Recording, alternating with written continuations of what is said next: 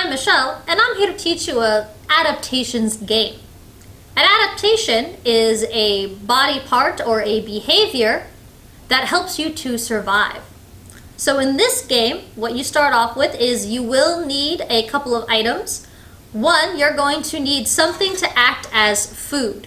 You'll need 3 different colors of this food. It doesn't matter what it is. I happen to have these chips, but anything you have, if you have Legos will work. If you have coins, that'll work as well, as long as you have 3 separate objects that can act as food.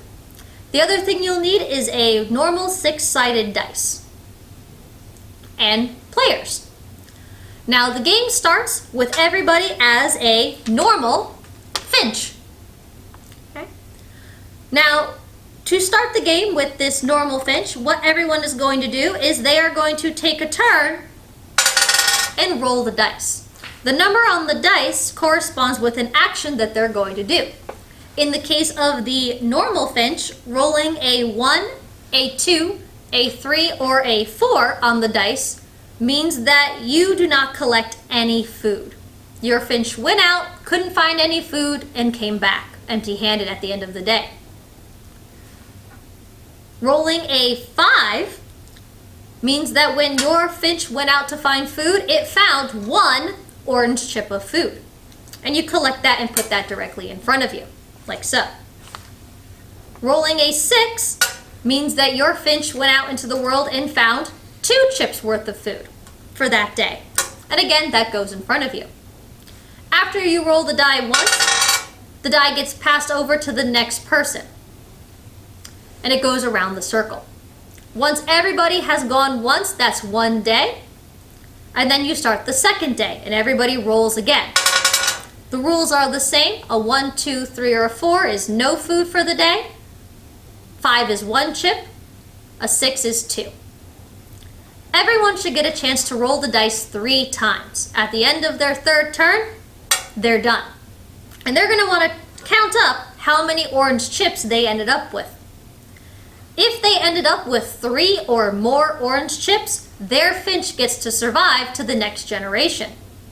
If they had fewer than 3 chips, sadly, their finch did not survive to the next generation, and they're going to have to adapt in order to continue on.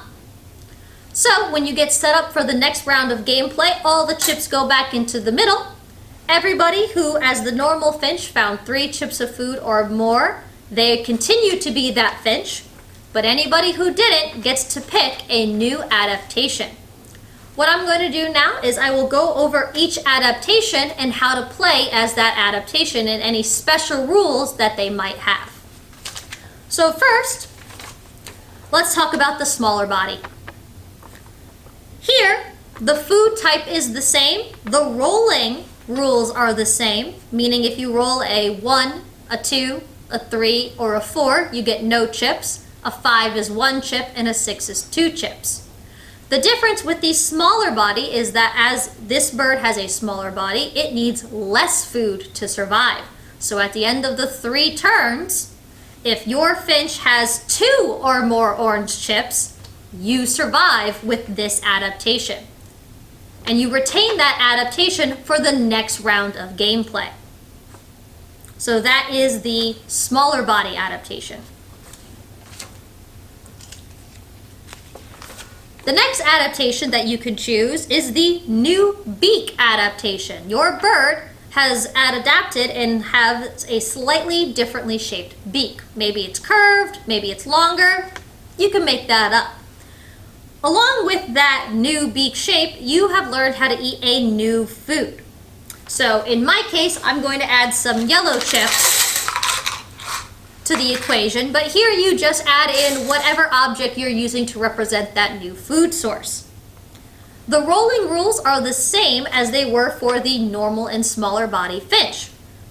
Rolling a 1, 2, a 3, or a 4 is no chips. What's different here is that with this new food source, if you roll a 5, you collect 2 yellow chips. Rolling a 6 means you collect 3. This bird, like the original finch, needs 3 chips of food to survive to the next round. All right. So that is the new beak shape adaptation. We also have a new foraging ground adaptation. In this case, your bird has actually changed where they hunt. Maybe they found a new food source that's similar to their original one, but is a lot easier to find. This is where your third object comes in. This is the new food source for the new foraging ground adaptation, which is a behavioral adaptation. Here, our rules are a little bit different. Rolling a 1 means there is no food for you.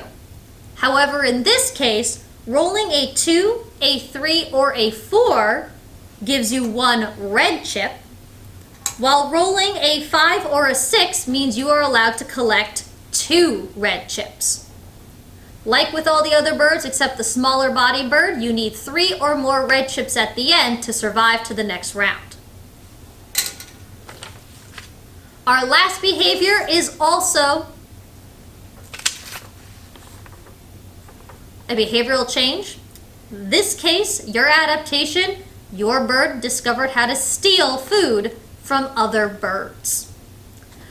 Now, the way this works here, rolling a 1 or a 2 is still no chips, just none. If you roll a 5, just like with the original bird, you collect 1 orange chip. Rolling a 6 is 2 orange chips. What makes things interesting with this bird is if you roll a 3 or a 4. Rolling a 3 or a 4 means that your bird can steal 1 chip of any color from another player. It does have to be from another player, meaning if all the other players at your table have received no chips yet and you roll a 3 or a 4, your bird doesn't have any food to steal and thus goes home empty-handed. But if they do have chips and you roll a 3 or a 4, you are allowed to steal 1 of those chips from them and they can't stop you. This bird also at the very end needs 3 chips of food to survive. You can play this game as many times as you want. Just keep in mind, if you survive at the end with the amount of chips you need, you stay as that adaptation. You only change adaptations if you do not meet the food requirements for that bird. So, get some objects together, gather some friends, and you guys can play adaptations as well. Thanks for joining us.